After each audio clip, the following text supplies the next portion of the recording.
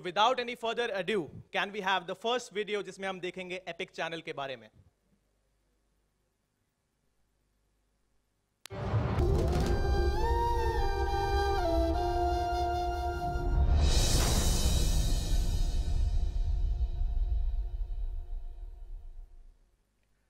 तो जैसा कि आप देख सकते हैं, इंडिया का अपना इंफोटेनमेंट ये चैनल का जो टैगलाइन है, और हम सब यहाँ मौजूद हैं. पर ये एपिक बिल्कुल ही एपिक था.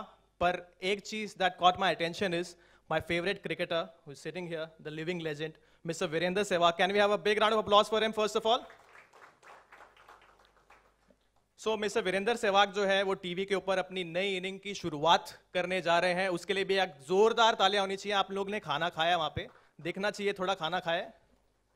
नहीं दिख रहा, बिल्कुल भी नहीं दिख रहा. दिखना चाहिए थोड़ा खाना खाया है. अभी दिख रहा है. Right, the managing director of the Epic channel, Mr. Aditya Pitti, on stage to share some insights about the Epic channel and also about the new show Umeed India. Big round of applause for Mr. Aditya Pitti, everyone.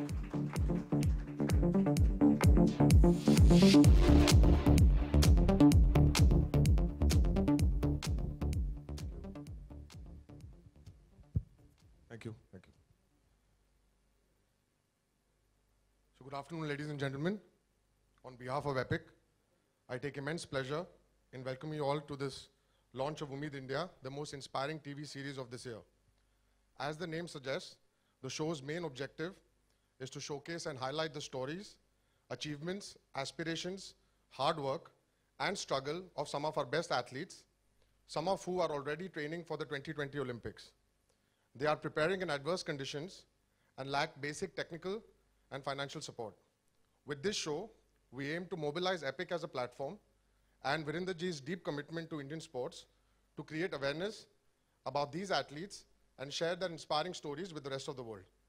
We hope you enjoy the show and help us spread the message. Inki jeet, hamari jeet. Thank you. Sehwag का जो अंदाज है बहुत ही शायराना है, commentary करते हैं और बहुत पूरे विश्व में इनके फैंस हैं. तो मैंने भी थोड़ी सी एक हम्बल कोशिश की है कि एक शायराना अंदाज में इनका स्वागत किया जाए. तो गौर फरमाइएगा. जिनको मैं बुलाने जा रहा हूं वो लगाते हैं स्टेडियम में आग. दम है इतना जैसे मक्की की रोटी विद सरसों का साग. नेता हो या अभिनेता सब अलापते हैं इनका ही राग. बेधड़क है इनकी बैटिंग और करियर है इनका बेदाग. इतना जबरदस्त है इनका स्ट्राइक रेट कि इनके आते ही बॉलर्स का बिगड़ जाता है फेट. इतनी लाजवाब है इनकी टाइमिंग और कमेंट्री कि जरा सा भी लैप्स नहीं, नॉट इवन मोमेंट्री. जिस खिलाड़ी को देख दर्शकों का दिल हो जाता है बाग बाग. आइए स्वागत करते हैं इनका, the one and only mister Virender Sehwag.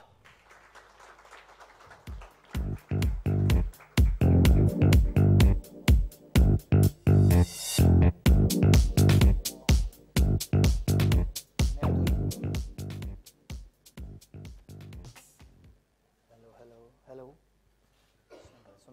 Check. So first of all, how are you doing, sir? Very good. So I would like to know about your views on this show. उम्मीद इंडिया, जब मुझे पहली बार अप्रोच किया गया इस show के लिए तो मेरा दिल बड़ा खुश हुआ कि मैं एक शो होस्ट करूंगा जिसमें ओलंपिक के एथलीट्स के बारे में मुझे भी जानने को मिलेगा. क्योंकि मैं हमेशा से उत्सुक रहता था कि भाई ये एथलीट कैसे प्रैक्टिस करते हैं, कैसे फिटनेस करते हैं, क्या खाते हैं, क्या इनका रूटीन होता है. तो उस सब के बारे में मुझे जानने का बड़ी चिंता रहती थी. तो अब उत्सुकता रहती थी. तब वो मुझे मौका मिला इनके साथ समय बिताने का. तो जो मॉनेटरी पार्ट था उसकी मैंने परवाह नहीं की कि जो मैं शायद स्टार स्पोर्ट्स के लिए चार्ज करता हूँ उससे भी कम पैसे में मैंने चार्ज किया है यहाँ पर. क्योंकि बाद में सवाल आता ज़रूर है कि आपको कितने पैसे मिल रहे हैं. तो वो करोड़ों रुपए नहीं मिल रहे हैं, कुछ ही पैसे कुछ ही लाखों में मिल रहे हैं. तो क्योंकि जो कॉन्सेप्ट था वो बहुत अच्छा था कि जो एथलीट है जो ओलंपिक में जाते हैं वो कैसे ट्रेन करते हैं, वो कितनी मेहनत करते हैं. वो एक दिन, एक हफ्ता, एक महीना, एक साल नहीं, 4 साल लगातार मेहनत करते हैं ओलंपिक में जाने के लिए. और एक एक सेकंड को इम्प्रूव करने के लिए उन्हें सालों लगते हैं. और हम लोग बड़े आराम से बैठकर कह देते हैं अपने इसी रूम में कि हमारे एथलीट वहाँ पर सिर्फ सेल्फी खिंचाने गए हैं. वो मुझे बहुत हर्ट किया हमारे एथलीट के बारे में जब ऐसे कमेंट्स आते हैं. तो शायद वो भी एक कारण था कि मैंने ये उम्मीद इंडिया का शो एक्सेप्ट किया कि शायद इस शो के द्वारा मैं उन लोगों को बताऊं कि लोग कितनी मेहनत करते हैं और आप बड़े आराम से कह देते हैं. बिल्कुल। और जैसा कि आप सब जानते हैं, जब सहवाग जी आते हैं तो एंटरटेनमेंट तो पिच पे भी होता है और यहाँ पे भी होता है। बहुत ही कैंडिड आंसर्स इनके होते हैं, और जैसा कि इन्होंने पैसे के बारे में कहा, कोई कहता नहीं है पर इन्होंने कह दिया, और जोरदार तालियां उस कैंडिडनेस के लिए। अब जो नेक्स्ट सवाल है मेरा आपसे वो ये है कि क्या पॉजिटिव चेंज आप फोरसी करते हैं कि इस शो से क्या चेंज आ पाएगा? आई थिंक मुझे उम्मीद है कि ये शो देखने के बाद जो हमारे पब्लिक है, जो फैंस हैं एथलीट्स के, उनको जानने को मिलेगा कि शो में वो कितनी मेहनत करते हैं हमारे खिलाड़ी, क्या क्या परेशानियों से गुजरते हैं, क्या क्या अच्छे काम करते हैं, कितनी उन्हें फैसिलिटीज़ मिलती है, कितनी नहीं मिलती है। और शायद इस शो के ज़रिए से हम लोग कुछ फंड भी रेज कर सकते हैं अपने एथलीट्स के लिए, कि वो फंड्स डायरेक्ट उन एथलीट्स को जाए ताकि उसका फ़ायदा मिले, वो अपने आप को बेहतर प्रिपेयर कर सके। एक चीज़ बड़ी नोट की मैंने जब ये एपिसोड शूट कर रहा था, उनकी पर डे की डाइट 600 रुपये है। 600 रुपये, मेरे बच्चे 600 रुपये की शायद चॉकलेट खा जाते होंगे। तो बड़ा अजीब लगा मुझे सुनकर कि एक एथलीट जो ओलंपिक के लिए अपने आप को प्रिपेयर करता है और उसको एक दिन के लिए 600 रुपये की डाइट मिलती है। तो कुछ एथलीट हैं जो अफोर्ड कर सकते हैं खुद का खाना पीना, कुछ एथलीट हैं जो अपने घर से दूध घी सब ऑर्गेनाइज करते हैं, कुछ एथलीट हैं जो उनके लिए कोई और ऑर्गेनाइज करता है, कुछ एथलीट हैं जो ऑर्गेनाइज नहीं कर सकते तो वो वहीं उस 600 रुपये की डाइट को खाते हैं। तो ये सुनकर बड़ा मुझे अजीब लगा कि एक एथलीट ओलंपिक में जा रहा है और उसकी डाइट लिमिटेड है 600 रुपये से, तो बड़ा हर्ट किया। तो हम जैसा कि जानते हैं कि जब हम नेकी करते हैं तो बताते नहीं है, पर मैं आपसे पर्सनली पूछना चाहूँगा कि जैसा कि आप कह रहे हैं कि उनके हालात बहुत तंग हैं, तो आपने पर्सनली कुछ एफर्ट्स आई एम श्योर ज़रूर किए होंगे। देखिए, हम लोग कोशिश ये करेंगे कि शायद कुछ उनकी हेल्प कर सके। तो ये शो करने का पर्पस भी यही है कि उनकी जो परेशानी है वो सामने आए, और शायद उससे कि कुछ कॉरपोरेट या हम जैसे लोग आगे आए और उनकी मदद करें, और उनको जो एक फाइनेंशियल हेल्प मिलनी चाहिए, अगर वो मिलती है तो फिर शायद ओलंपिक में मेडल लाना मुश्किल काम नहीं है। जो स्पोर्ट्स का सिनारियो था जब आप एक बडिंग क्रिकेटर थे और अभी है, उसमें आप क्या फ़र्क, क्या अंतर देखते हैं? देखिए, जब हम लोग बड़े हो रहे थे तो फैसिलिटीज़ बहुत कम थी, लेकिन आज की डेट अगर 2017 की बात करें तो फैसिलिटीज़ बहुत बढ़ गई हैं। लेकिन अगर सिर्फ इन एथलीट्स की बात करें तो जो फैसिलिटीज़ आज भी बाहर के देशों में है ओलंपिक की तैयारी के लिए, शायद वो कहीं ना कहीं अभी भी इंडिया में लैकिंग है। तो शायद इस शो के बाद आप लोगों को पता चलेगा कि किन किन फैसिलिटीज़ की ज़रूरत है जो हमारे एथलीट्स को, कि जैसे 1 या 2 सेकेंड इम्प्रूव करने के लिए लगभग 2 साल या 2.5 साल का समय लगता है इन खिलाड़ियों को। लेकिन अगर वही खिलाड़ी बाहर जाकर अगर ट्रेन करता है तो शायद 8 महीने 1 साल में उन 2 सेकेंड्स को वो इम्प्रूव कर सकता है। ऐसा मुझे जानने को मिला इन शो के द्वारा, इन एथलीट से बात करने के बाद। और उम्मीद है कि शायद उनको भी बाहर भेजने का हमारी सरकार प्रबंध करेगी, और वो जो 2 सेकेंड 5 सेकेंड इम्प्रूव करना चाहते हैं वो इम्प्रूव करके आएंगे। क्योंकि इम्पॉर्टेंट है कि ओलंपिक में आप 1 सेकेंड से पीछे रह जाते हो तो आप मेडल के पीछे हो जाते हो।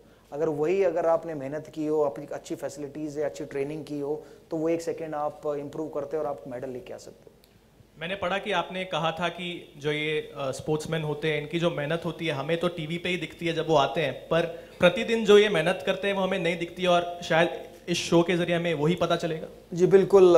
मैं लखनऊ में था स्पोर्ट्स अथॉरिटी ऑफ इंडिया में। वहाँ पर जो इनकी शेड्यूल था साक्षी मलिक और विनेश फोगाट का, सुबह 5:30 से लेकर 9 बजे का पहला सेशन था, और 9 बजे उनको ब्रेकफास्ट मिलता था, और फिर हम लोगों ने उनका इंटरव्यू किया, और 12 साढ़े 12 बजे वो खुद अपना खाना बनाती थी दोनों, और फिर अपना लंच करती थी और सोती थी, और फिर शाम को 4 बजे से लेकर 7 बजे तक फिर वो जिम में होती थी।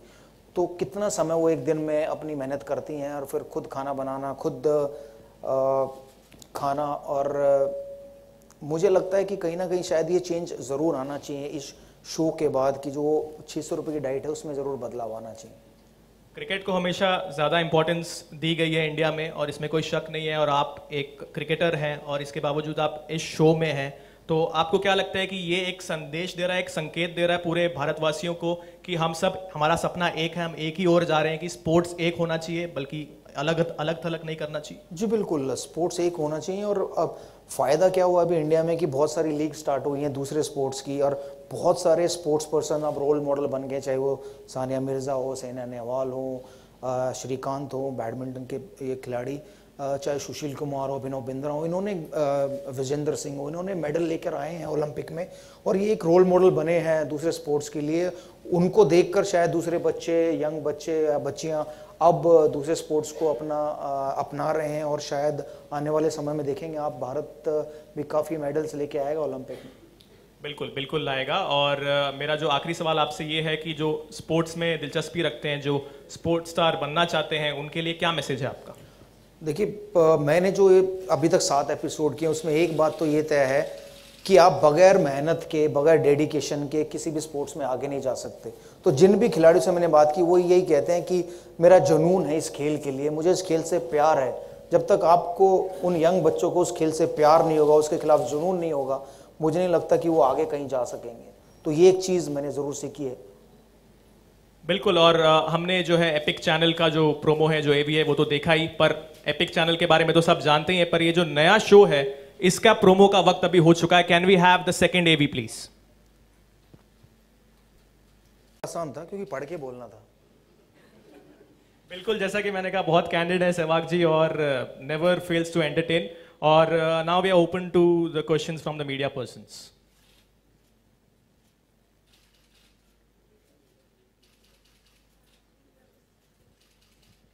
No questions, thank you. I am sure काफी सारे क्वेश्चंस आपके दिमाग में होंगे। एक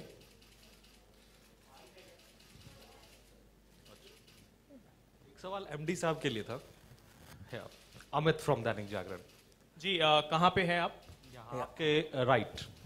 जी, अमित जी, एक्चुअली अभी ये जो वक्त है हमारा मिस्टर सहवाग के लिए क्वेश्चंस के लिए, उनके लिए भी, हाँ, उनके लिए भी होगा। जी, एक सवाल जी एमडी साहब के बाद आ रहे हैं कि जो मतलब यूट्यूब का प्लेटफॉर्म है वो मतलब रेवेन्यू चर्नर भी है और मतलब एक बड़ी ऑडियंस के पास पहुंचता है, लेकिन जो एपिक के शोज हैं वो मतलब यूट्यूब पे क्यों नहीं है?